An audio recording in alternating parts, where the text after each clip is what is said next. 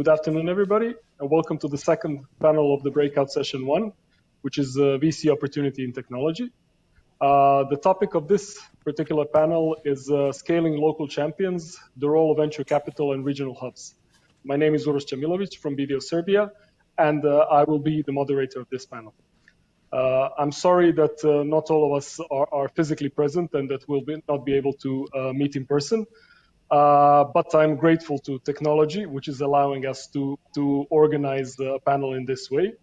And this technology is developed by the companies which were probably supported by VCs and hubs. So this is sort of the target companies that we're going to be discussing today. I think we have a great theme on this panel consisting of professionals which are work and run in the VCs, in regional hubs, in accelerators, and I think we're going to have a fruitful discussion. So before diving into discussion, I think everybody should introduce themselves. So if it's okay, let us start with Gabriele first. Yes, hello also from my side. I'm Gabriele Tatzberger from the Vienna Business Agency, and I'm their director for startup services and very keen to develop the startup scene here in Vienna, but also to support international startups and scale-ups here in Vienna. And I'm looking forward to talk about that later. Thank you. Maybe Pekka can go since he's sitting with you there. Yes, thank you. So my name is Pekka Mäki. I'm managing partner of 3TS Capital Partners. We are a growth stage investor across the region, so both the Germanic region here and all of Eastern Europe. We normally invest in a little bit more mature companies who are already in somewhere between 3 and 20 million in revenues, and our normal investments are again between 3 and 15 million. So thank you for inviting me, and really interesting panel ahead of us. Thank you. Maybe Thomas can give a few words about himself. Yeah, good afternoon. My name is Thomas Bodmer. I'm based in Salzburg, Austria. I'm running an investors club here, which is contended. There are investors from the so-called DACH region, so Germany, Austria, and Switzerland. But we have also investors from Italy and from the Czech Republic.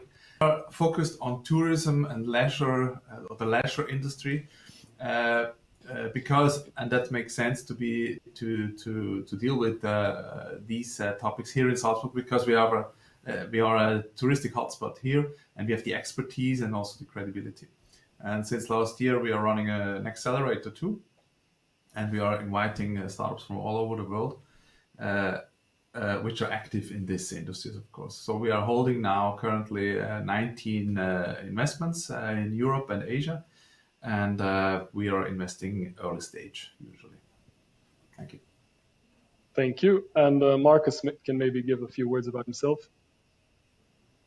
Yes, hello. I'm Markus Wanko. I'm the managing director of ISTQ, which is a new seed fund that we have set up with the Institute of Science and Technology Austria, IST Austria, and Lansdowne Partners. We are investing in science and deep tech-based spin-offs. We are building out the local ecosystem here. And at the same time, our companies are clearly scale-ups and obviously need to grow. And I think this is how I landed on this panel, and I'm happy to. Great. And as I mentioned earlier, my name is Uros Camilovic. I'm the partner in charge of advisory business with BDO Serbia. We have a very, very, I would say, growing tech scene here in Serbia, mainly in Belgrade and Novi Sad, but all over the place. And funnily enough, we used to be an agricultural country, but now technology and tech is participating in GDP as much as agriculture, which is great. And having said that, we've done a number of projects both with startups and larger technology companies. So we do have the local experience, and I assume that this is why I'm one of the participants in the panel. So going into the panel itself, we have about 50 minutes in total. So the plan is to leave maybe 5 to 7 minutes at the end for some questions. So let's just first go into the questions that we have ready here. So the first question is, what challenges do scale-ups face across different industries? and maybe is it the funding that's the issue or something else? So I would like to hear your views on that, and maybe Markus can start. Yeah, no, thanks, Uros. I'm happy to. So I mentioned in the intro we founded a seed fund. So clearly our companies are at the beginning of that phase. So I don't think I can report a lot of war stories, but clearly all the companies actually need to get ready to grow. And I think while the role of regional hubs, I think, is mostly, maybe from a superficial perspective, relevant at this very beginning, I do think they do play a different role in sort of the later phases. I think the one thing, and that was really clear, I'm not sure if somebody has listened to Georg Koppetz's fireside talk around lunchtime, which was brilliant, I think, and it was really good to see what the challenges for a company at that stage are. And I think in one way, it is really to get organized and to get structured. I mean, by then they should actually know what they're doing, and it's really delivery time, right? And maybe in that phase, it's not that bad if you are, as the CEO of such a company, really focused on managing your company rather than, I mean, at that stage, they are no longer hanging around at the different events that are taking place and so on, which is what we mostly sort of connect with regional hubs in a way. So maybe there is less relevance of this, but I think there are three dimensions where it is absolutely critical, and I think where the role of a, however structured hub can be helpful. And I think the three are in recruiting, they are in funding, and then they are in business development. And I think I can speak mostly about the science and tech verticals, obviously. And the challenges are different, but I think these three broader challenges, many companies do have in common, right? And with recruiting, I mean, that's a stage where they need to attract really senior management talent. And I think in the really big regional hubs, so if you think Boston, I mean, the people are there, right? So you have the ability to tap into huge pools of people. That's not really the case here in Vienna, or I think for any of the sort of adjacent countries that we are covering here. But, we always play this story of Vienna is a nice city. Everybody likes to move here. The partners of managers like to move here. So maybe this is something where the hub can play a role. With funding, I'm not sure how things are changing. I mean, there's obviously this old story that the VCs don't like to travel and have an hour, whatever. Not sure this holds true very much, right? So, I mean, we do see funding rounds coming together where people have never met each other physically. And I'm not sure it's going to stay that way, or if this just is sort of, workaround currently. But it might be that, the regional dimension becomes less relevant in that particular context. And I think the third one in terms of business development is one which is much more global already anyway, at least in the verticals that our companies are in. They are really specialized, right? So the set of peers and partner companies that you want to work with, I mean, they are globally distributed. So people need to work, global networks anyway. And yeah, and I'm not sure if the regional hub could really dramatically help here. But let me stop here and see what others are saying. Yeah, thanks. Pekka, what is your view on this? Well, I guess it first really depends how you define a regional hub, but if we talk in the classical sense that there would be a concentration of companies in one city or one smaller region, so obviously it would be great if that would happen, but the reality is that you can't really create these on a scale without having a lot of successful companies in one industry. And obviously the public authorities, and I think Gabriele will talk about this, are doing a lot of good work. But I think our view is great companies can come from anywhere. And when we are normally investing, the company already have a few million of revenues at least, and then they have already tapped to the to the hubs in various industries. So, for example, they already have a sales office in the US, probably close by, where there is more action or more clients.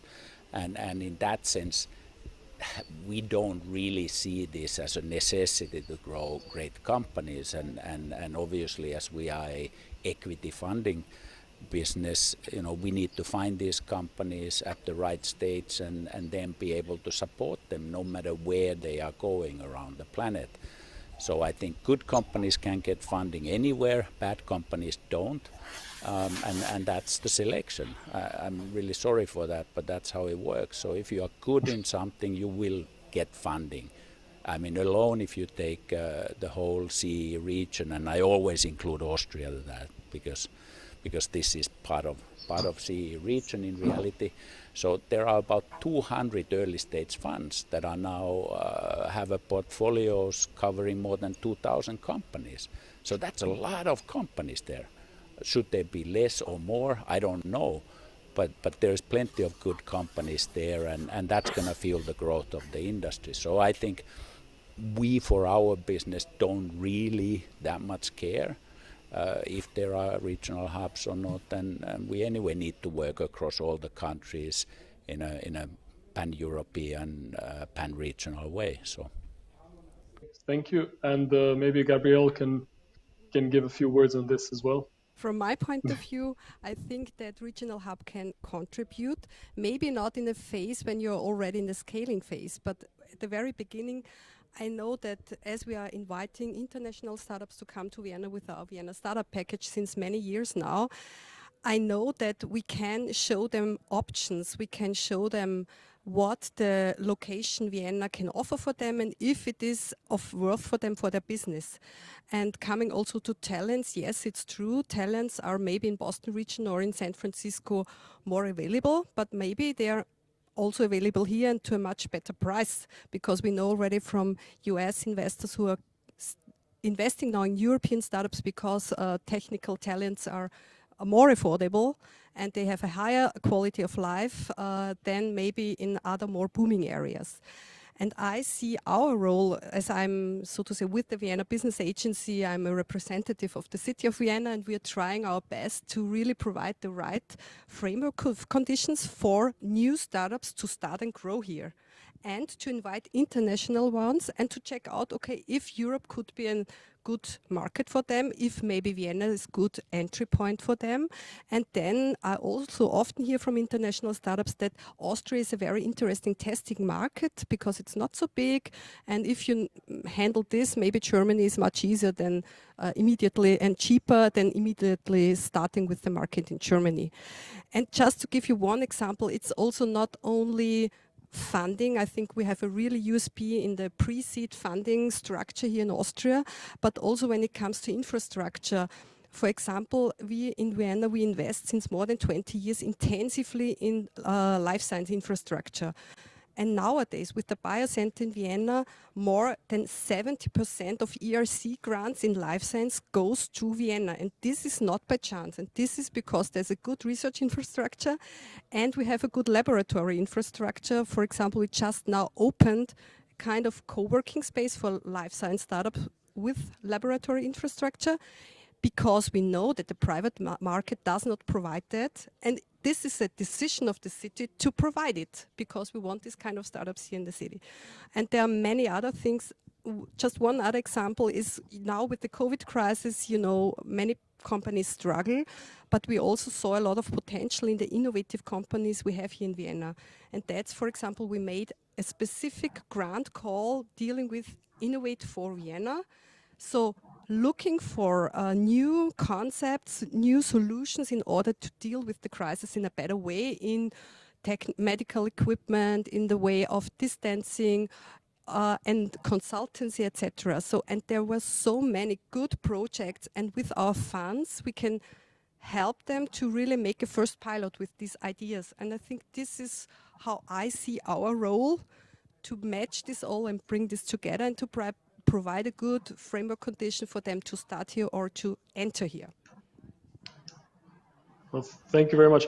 Thomas, you're not based in Vienna. There was a lot of talk about Vienna, but I'm sure there's other places where startups can do a lot of work. So what is your view on this? But concerning challenges, I want to add that we have fundamental challenges to manage now, because as you know, the tourism was a booming industry so far, and now everything is changing there. And of course, genuine innovation wasn't hardly demanded until now, and now we are we have to find new solutions and not only provide optimization. You know, there were a lot of startups coming in this sector, bringing new ideas, not only new ideas, but especially better solutions. But now we need completely new things, and I think we have here the possibility to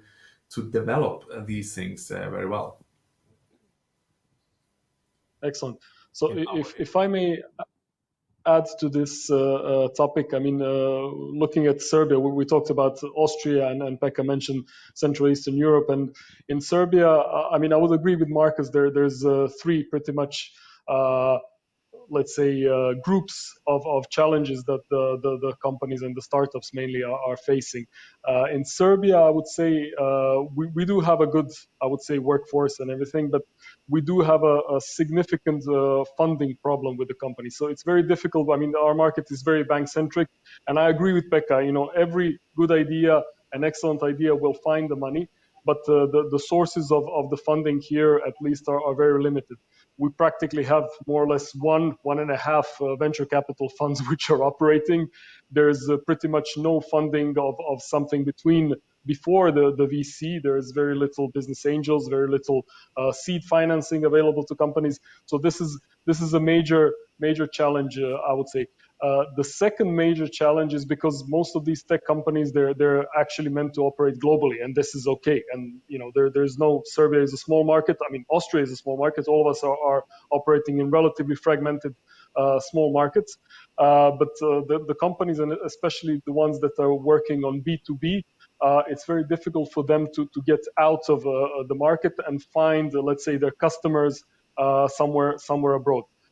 We do have hubs which are operating, and the hubs are pretty much all over the place. Some of them are not really very much specialized. Some of them are. But what we see here is there's very little cooperation between the hubs. So they're not really working together. They're working very standalone, and this is probably not very good, and this is something that should change. And also, I wouldn't say that the hubs are operating, I mean, they're communicating internationally. So I would say that this is also something that should be improved on. And basically, I think this leads us to the second question. And what is your... Okay. Someone is asking how important is English as a language for regional hub to attract talent and investors. Accordingly, how important are legal structures like a limited that are internationally known and accepted? No, we have invested, I think, in 15 countries to date. We don't really have a problem with that. You can invest into a local company in every country, and obviously it takes a bit of work with the lawyers, but I don't see the legal structures prohibitive in any sense, you know, in making investments. And to the other question, English or bad English, I should say, is the de facto language of the venture capital business, private equity business globally. So the Indians don't speak much better English than we do, the Japanese, neither nor the Koreans. So I think bad English is our common language, and it's all fine. May I add something about the legal stuff? I'm from Switzerland. I'm living here in Austria, of course, but as you know, Switzerland is very, a good place to start a startup because the funds are there. A lot of money is in this country, but then to scale and to scale up and to grow, they have to leave the country because it's too expensive for them. And the second more important point is Switzerland doesn't belong to the European community. So it is important for them to have a new basis, let's say here, to be part of the European community. So that's why I think it's for markets, I think also for Serbian companies, quite important to have one foot in the community, in the European community. I think you will agree, Uros. Yes, definitely. We are from our end, we are seeing a number of companies which are actually operating out of Serbia, but they're registered elsewhere. Not only in the EU, also a number of companies are registered in the US, which is not something that we are very happy about, because obviously we want to have it locally. Yeah.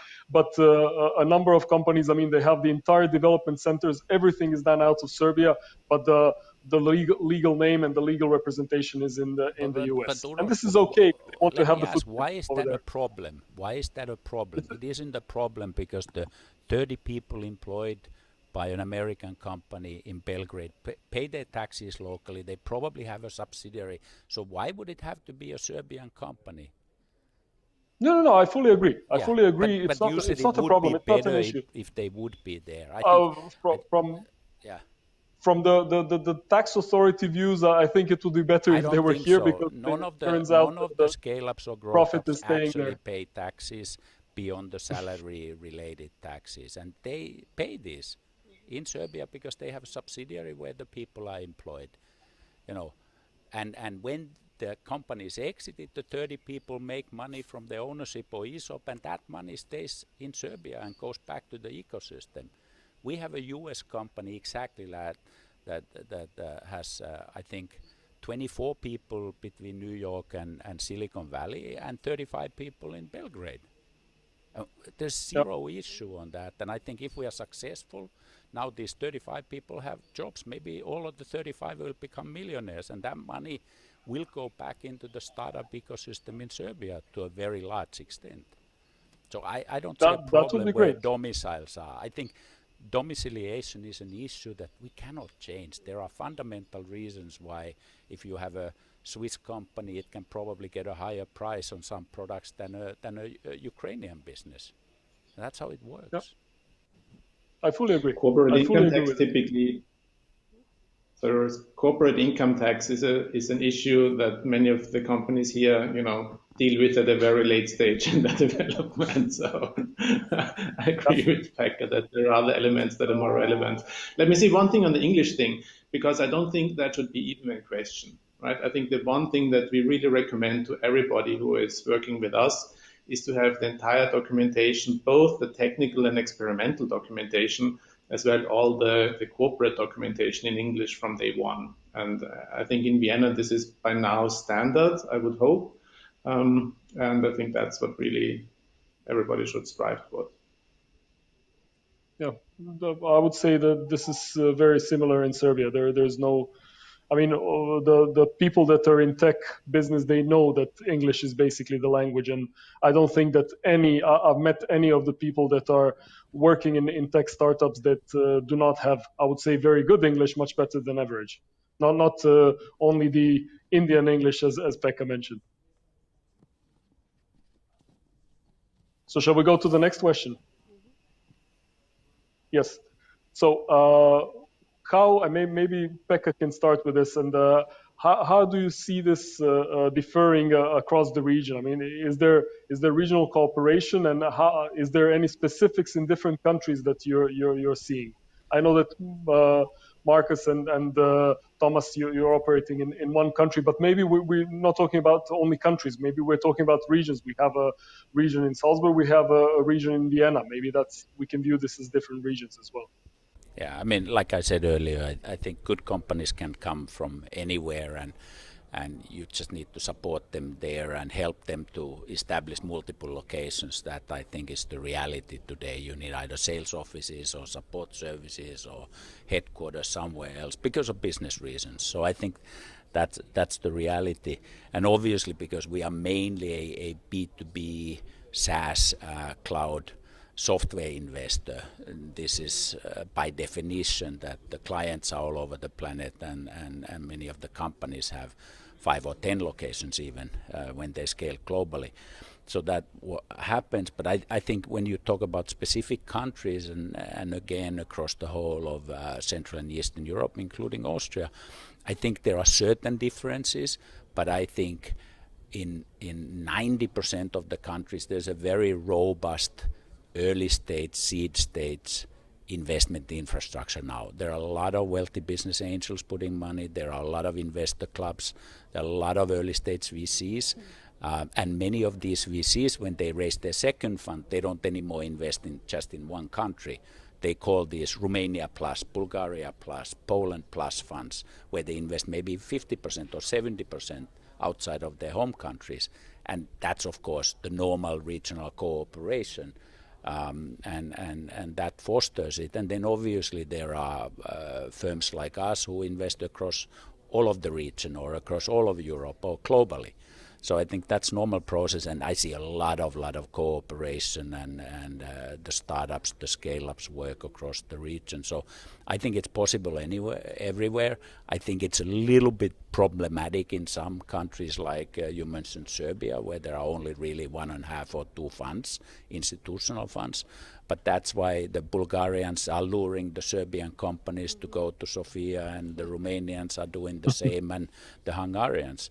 So there has to be regional cooperation, and it's reality, and I'm so happy about it. So.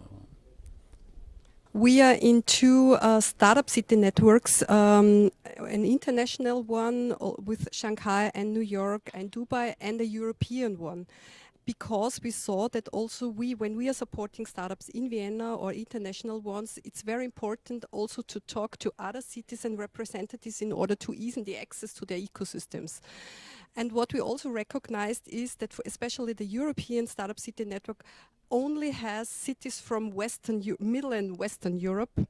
And that's why we are now working since 2 years really to bring also the CE cities into these networks, because we deeply believe that we have all work together in order to make also Europe as a whole together a strong business location for startups internationally. And I think this only works not when we work against each other. Sure, it is the fact that we are also trying to attract startups, but on the other hand, we also want to provide our startups easy access to other cities and markets. And this is a win-win situation.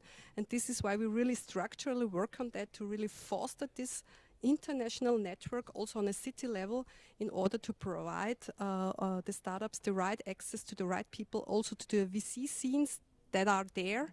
You just need to find fast the right people, and then it's easier. And here we try to support also with our networks. Okay. And Thomas, what about you? What do you think about this? I mean, as you know, we are not living in a innovation hotspot or in a center of innovation here in the province of Salzburg, but we are attracting a lot of wealthy people. So above average, we have, I would say, a huge amount of business angels or people who are willing to invest in direct investments, and this is a big advantage, because the city of Salzburg is not it's not a huge place. Everybody knows each other in a way, and this is perfect for trust and for our club deals, for instance. So I would say small places have big advantages in this sense. Of course, I agree, we should cooperate more with other hubs, and there has to be an exchange between other hubs in Europe more and more, and we don't have it really, to be honest. But as a starting point for seed investments, I would say our conditions here are perfect. Excellent. And something Gabriele mentioned, I think, brings us to basically the next question. And what is the role that public bodies should play in fostering the environment for the scale-ups? I mean, maybe Gabriele can expand a bit on this, because you mentioned in your last reply to this, and basically you're representing the city of Vienna, and this is something that is basically what you do. Yeah. So what we are trying is really to, on the one hand, with our grants program, but they are not only, we don't only have it in Vienna, but on a national level as well. In the pre-seed and seed phase, I think we have really a perfect grant structure. Some say it's too much. I won't agree, but and we see that really many startups come afterwards to us and tell me they wouldn't have done it without the grant because they just couldn't risk it. And I think this is one really good added value. And another thing is what we're really trying hard to do is, this is maybe why you saw this horse here. I brought it especially for you. We are trying to bring all these stakeholders from Vienna and Austria who are internationally active together at this Vienna Up 21, end of April and beginning of May.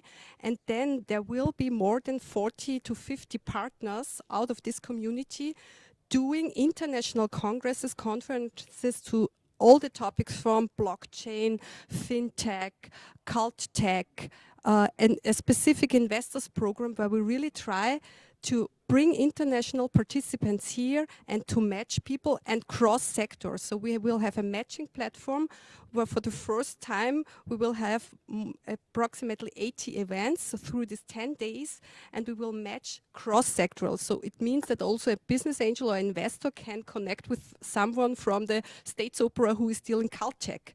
And I think this is a really important role. I see what we can do. We can somehow coordinate a little bit, because these actors, they were active anyway in Vienna, but we try to bundle it in the right way so that a person who is interested, okay, what are the important people, the interesting people, corporates, investors and talents here, and there is one occasion where you can meet them all and cover different topics.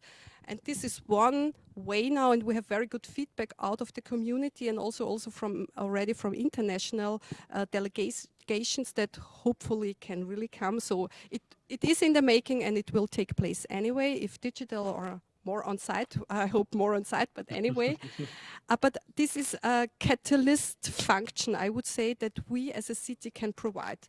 I do not agree that we should be the ones who should do VC investments. There is a private market. I have been repeating two messages to everybody across the region since a long, long time. One thing is the public authorities should really do what you just mentioned, help the collaboration, help in the early stage grants and subsidies for people to get started.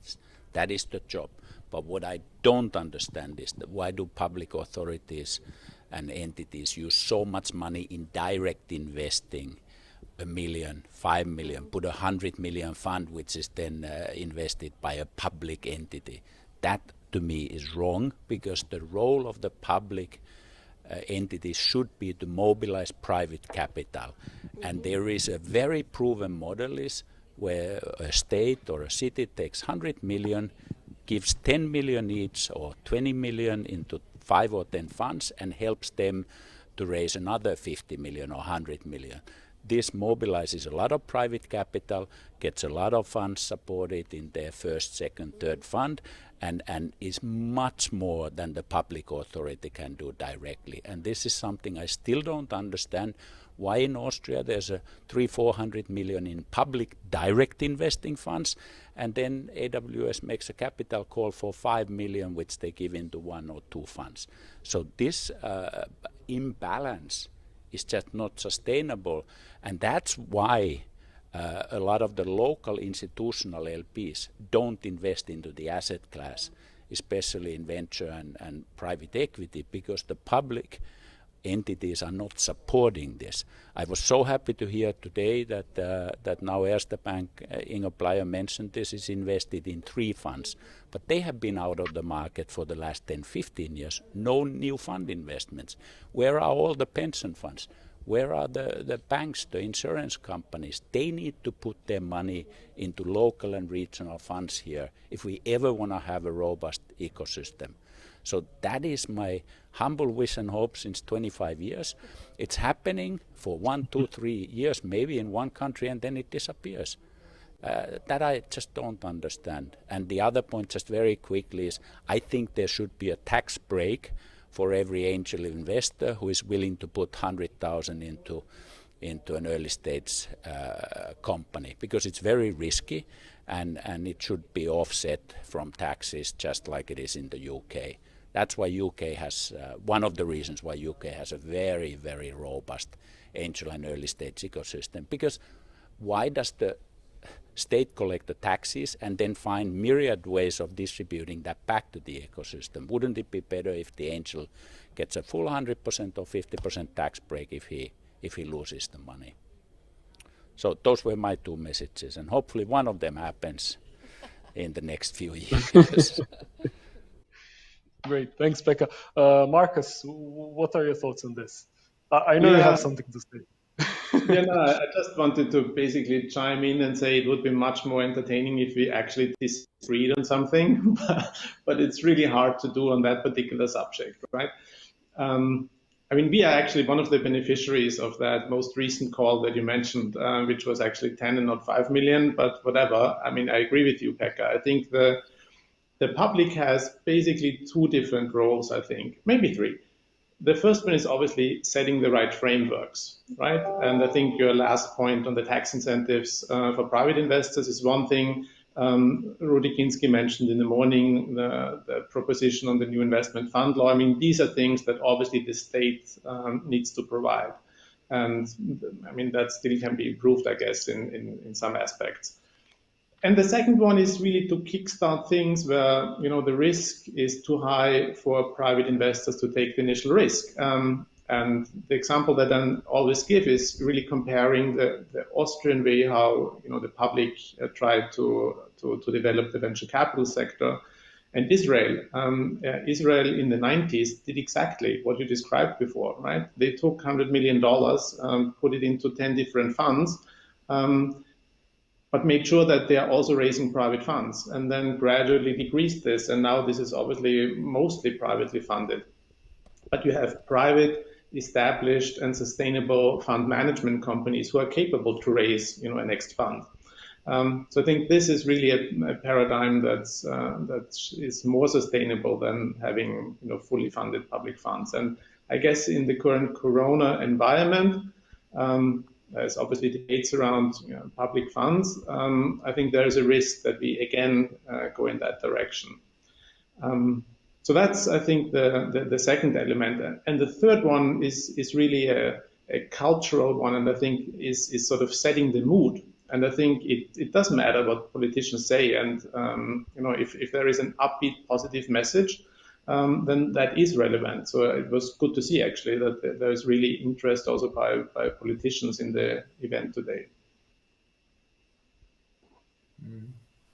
Excellent. Thomas, do you have anything to add, or shall we go to the next? Not really, but I had the same idea as Pekka had to say that, because I grew up in Switzerland, and of course there are some public funds, of course, but usually not, because the idea behind, or the opposition against that is, why should public money be invested in risky businesses? Nobody understands that, and that's why it's more focused on the private sector. But as Markus said, it's a question of culture, and here we have a different culture. And in general, I would say the situation is great here, and I'm very happy about the possibilities governmental funds offers here in this country, because you can do a lot. So yeah, I'm quite happy with it. Okay, so let's, because we have only a few minutes left, let's go to the last question, and this is the topic we haven't touched on, and this is the impact of COVID on your business, and how was it affected? Were there any positive effects? I mean, have there been any investments in the last 6 or 7 months? And maybe we can start with Markus, because he's, as we said, he's a mix of technology and pharma, and you know, he seems to have hit the jackpot with his line of business. Yeah.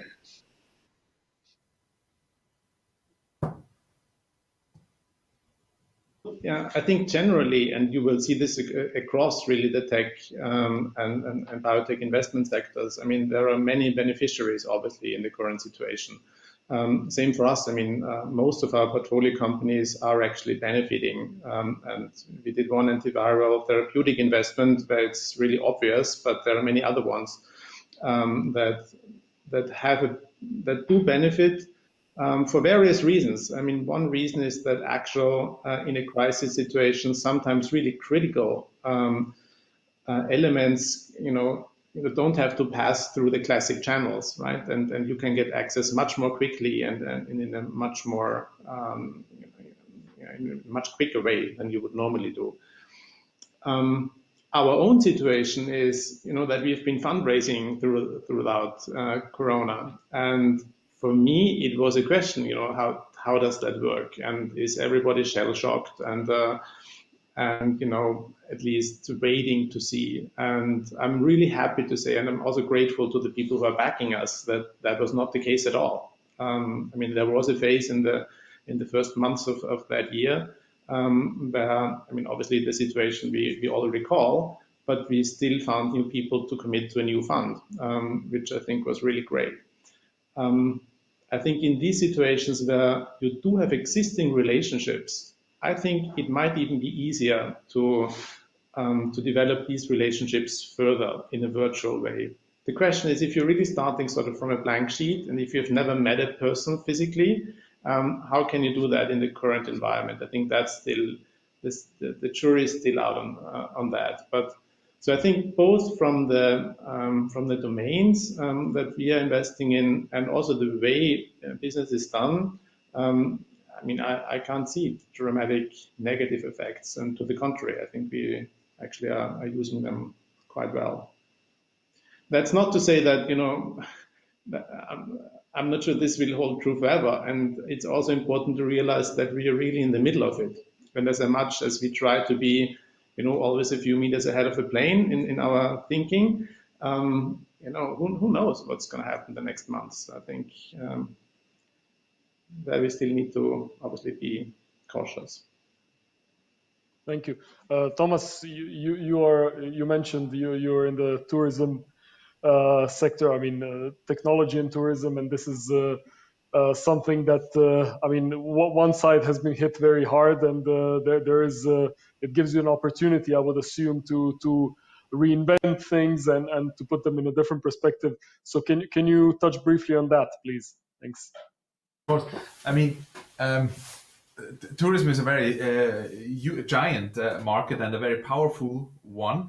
So I would say now this, let's say, arrogance of power is a little bit broken up, and that is a door opener to new and interesting stuff. And we are investing now, I would say, the 4th startup this year. So we are quite busy with new investments due to the fact that we have the opportunities to do so.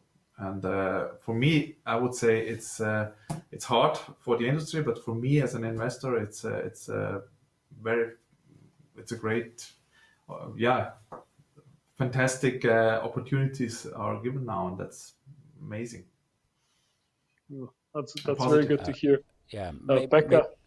I just wanted to give a few stats, because we obviously have a relatively large portfolio now. I think it's 24 companies today, and we have done very structured, systematic analysis on the Corona COVID impact quarterly basis this year.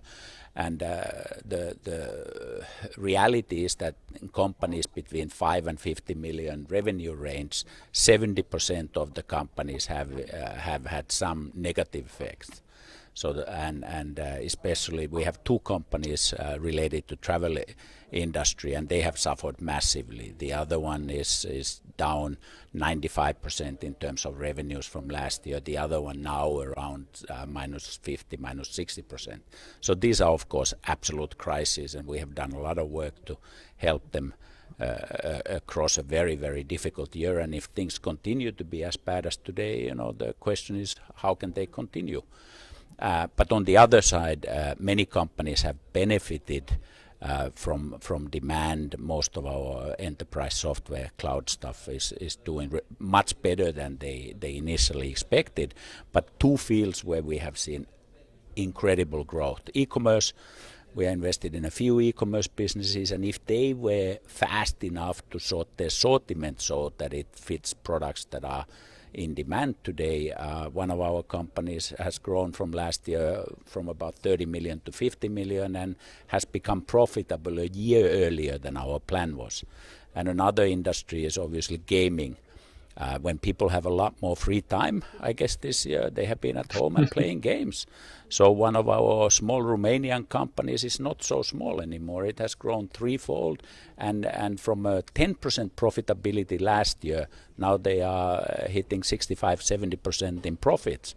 And that's, of course, very exciting. So there's a few bad ones, a few good ones, but I think overall, thankfully, it has been much, much better than feared. So. What about Gabriela? Gabriel, what was... Good to hear that, but I think you're in a very selective field. From a city's economy point of view, you can imagine that the crisis has huge effects on the city, especially when it comes to tourism. We know that the hotellery in Vienna has minus 70% compared to last year, so this is dramatical. And this needs, and you can see that already, and this is also true for other regions in Austria and in the world, that also unemployment rates are increasing. So we should not forget that, especially also for young people maybe who are not so technical affine, it will get harder to find a job. So we are really, I think we have a huge effort to do in order to support also society and the balance in society. I think that it's good to hear such positive stories, but I would say it's a very small percentage of the overall economy, and we have huge challenges before us. But I also think and believe that technology can help us to overcome, but it means also that we have to take the people with us. There are a lot of people who need also to digitalize themselves in order to deal and tackle with these new challenges, and there are many efforts necessary. I fully agree.